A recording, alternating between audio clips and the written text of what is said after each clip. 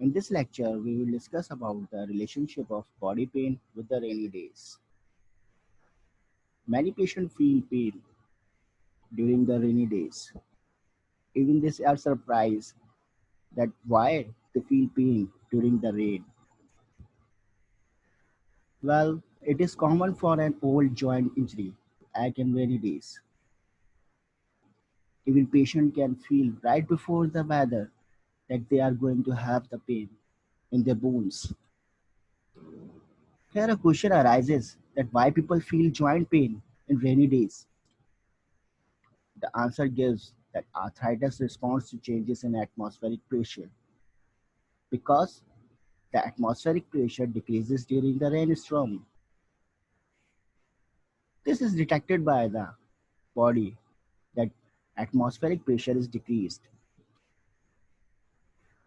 This decrease in atmospheric pressure can lead to expansion and a contraction of the different structures around the joint, and they can irritate nerves to cause pain.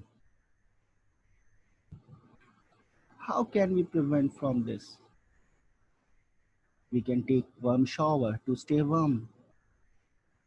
We can keep active participation to exercise, like actively moving upper limb and lower limb body exercises can be done.